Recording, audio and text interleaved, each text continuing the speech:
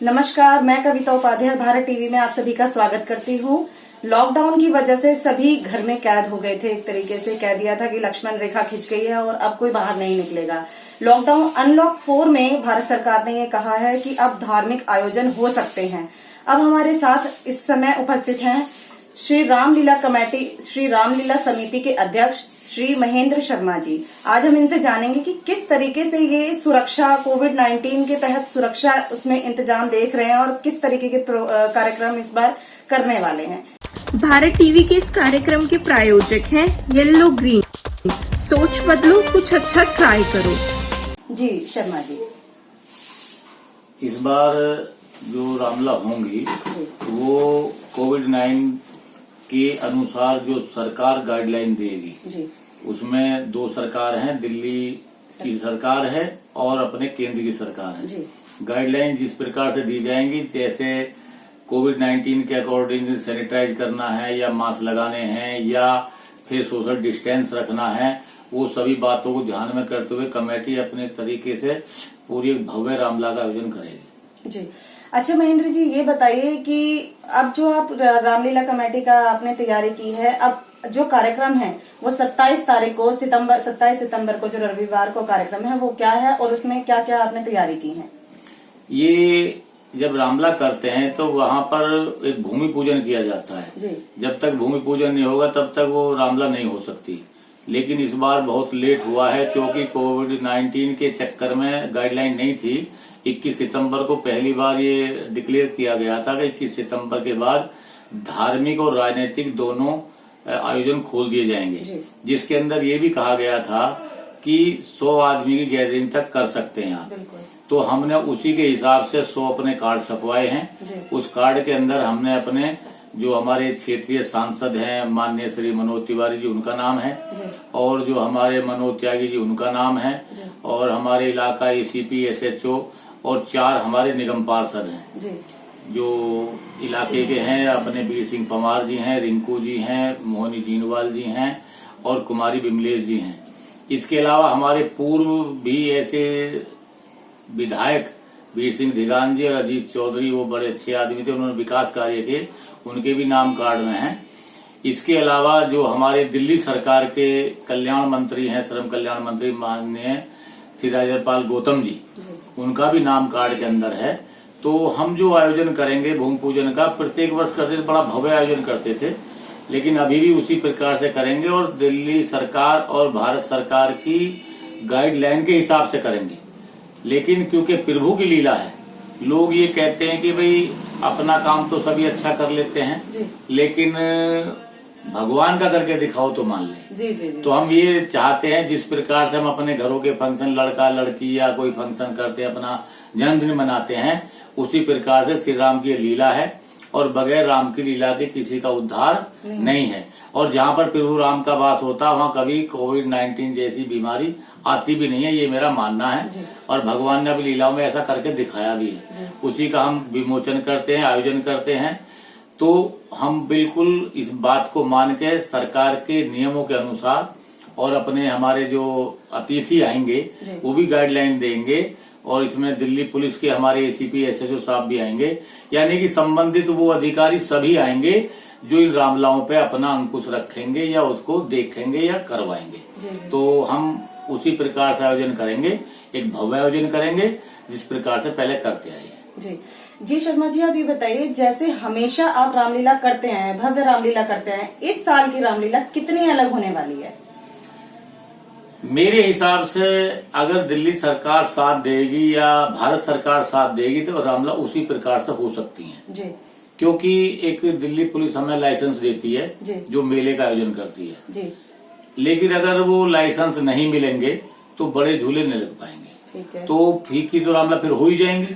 क्योंकि लोग जो मेले में आते हैं या चाट पकौड़ी खाते हैं या गोलगप्पे खाते हैं या बच्चों का एक मनोरंजन सा हो जाता है, गरीब आदमी के लिए वर्ष में यही एक ऐसा साधन है कि चलो भाई रामलीला देख लेंगे। फिर हमारी जो रामलीला है, हमको 2 बार यहाँ पर द्वितीय पुरस्कार मिला है रामलीला का, तो बहुत बड़ा आयोजन होता है। क्योंकि कई सीन ऐसे मार्मिक हैं कि जैसे हम रावण का और जटायु का आसमान में युद्ध करवाते हैं, जो किसी रामलीला में नहीं होता। दूसरी बात यह कि रावण जो है आसमान से ही उसके पुष्प विमान से लेके जाते हैं, तो वो सीन सबसे बड़े होते हैं। वो सीन हमारा एक अद्भुत नाम देकर दर्शाया जाता है टीवी चैनल के अंदर भी। तो हम उसी प्रकार से रामलीला करेंगे, हम बिल्कुल भी कटौती नहीं करेंगे। केवल उतनी ही कटौती हो पाएगी जितनी सरकार करेगी। जी जी जी। अच्छा जी, ये बताइए आप कि इस बार जो हमेशा आपको बजट मिलता है रामलीला करने के लिए, इस बार बजट में कुछ ऊपर नीचे कुछ हुआ है या क्या अलग बजट को लेकर के आपने किस तरीके की तैयारी की है? हाँ, बजट में बिल्कुल बजट को घटाया नहीं है। अच्छा जी। बजट उतना ही रखा है, लेकिन बजट हमारे जो भार पड़ा वो सदस्यों पड़ गया। जो सदस्य हमारे पहले हमको 1100 या 2100 रूपये देते थे, इस बार हमने 5100 और 11,000 रूपये करे हैं, क्योंकि हमें नहीं लगता कि इस बार मेला लग पाएगा, ये मेले वाले झूले वाले रामलीला कमेटी कोई सहायता कर पाएंगे। तो हमने ये कहा है कि प्रभु राम की लीला है, चाहे हमें कुछ भी करना पड़े, लेकिन हम उसमें अपने बजट में कटौती नहीं करेंगे। वैसे उसी प्रकार से पुतले लगाए जाएंगे, उसी प्रकार से राम बारात निकलेगी, उसी प्रकार से भूमि पूजन का खाना पीना होगा और उसी प्रकार से दशहरा मेले का आयोजन करेंगे। केवल उतनी ही कटौती करेंगे जितनी सरकार हमें गाइडलाइन देगी।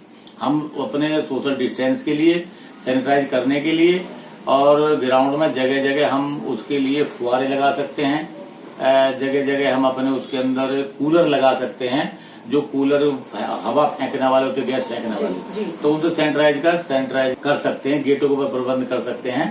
और बाकी उसके अलावा भी फिर जो हमको दिल्ली सरकार, भारत सरकार या दिल्ली पुलिस गाइडलाइन देगी तो हम उसका पूरा पालन करें। जी, आपने कहा कि 100 लोगों के लिए कार्ड बने हैं और 100 लोगों को हमें आमंत्रित करेंगे, लेकिन जो लोग देखना चाहते हैं, आपने जैसे बताया साल भर इंतजार रहता है कि दशहरा मेला आएगा, रामलीला देखेंगे, शाम को रामलीला देखने जाएंगे।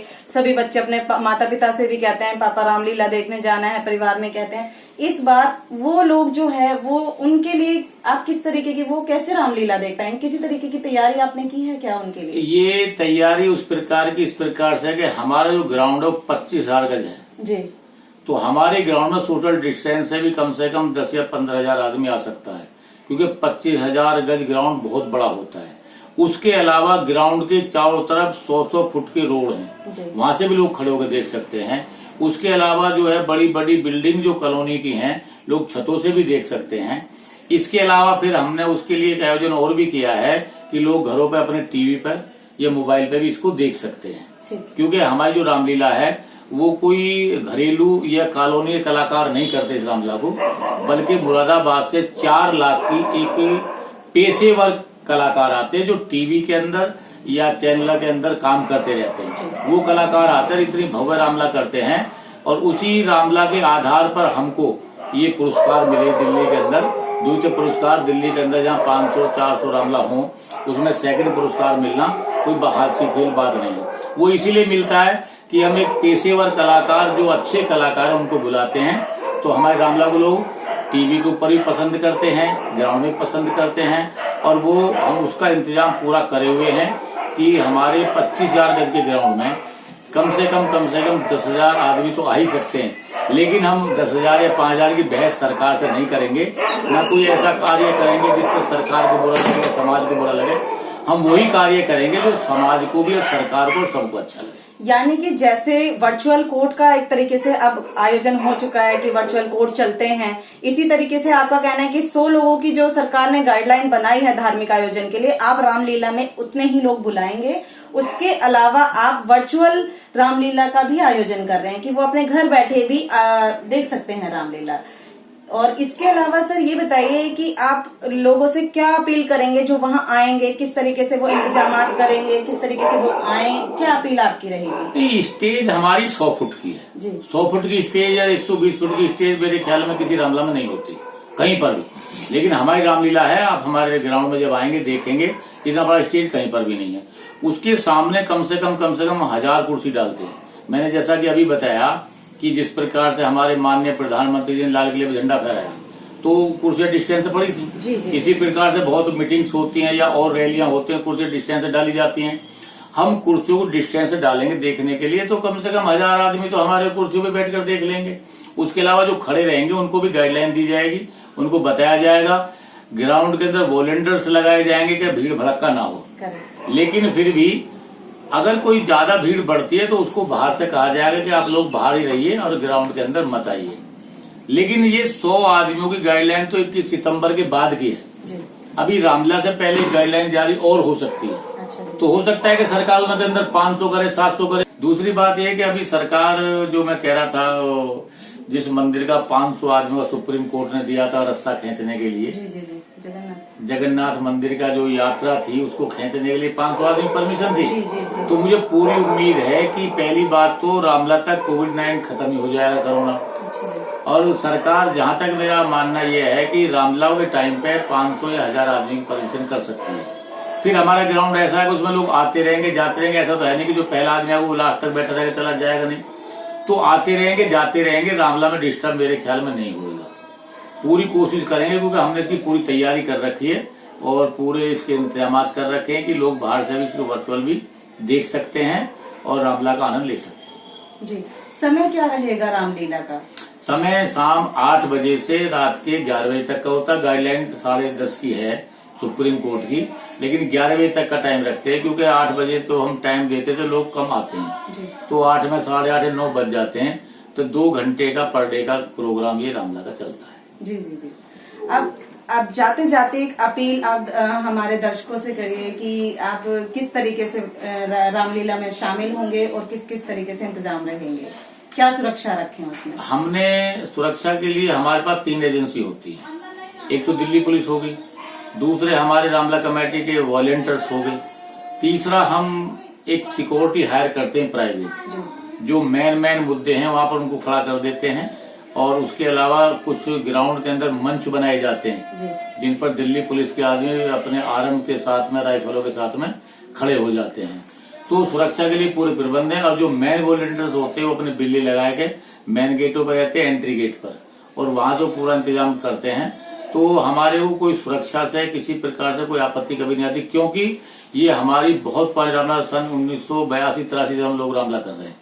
तो जहां पर हम जो है करीब 40 साल लगभग रामलीला करते करते हो गए, तो मैं रामलीला को डिस्टर्ब नहीं आता। फिर इसके अलावा जो भी कमियां अगर रह जाती है प्रभु राम सब दूर कर देते हैं। हमने बात कई बार देखी, अगर हमसे कई बार गलती होती है तो राम हमारे हृदय में या हमारे मस्तिष्क में वो बात पैदा कर देते हैं कि यहाँ एक कमी चल रही है, तो उसको भी हम पूरा कर लेते हैं। जी। ये है हमारे साथ श्री रामलीला कमेटी के अध्यक्ष श्री महेंद्र शर्मा जी। इन्होंने हमें बताया कि इस बार की रामलीला भी पूरी आनंद देगी आपको। सभी दर्शक आएं और देखें, और साथ ही वर्चुअल रामलीला का भी ऑप्शन आपके सामने रहेगा। 2 गज की दूरी, मास्क है जरूरी का इन्होंने मंत्र दिया है कि आप अपनी सेफ्टी के साथ आएं और रामलीला का पूरा आनंद लें।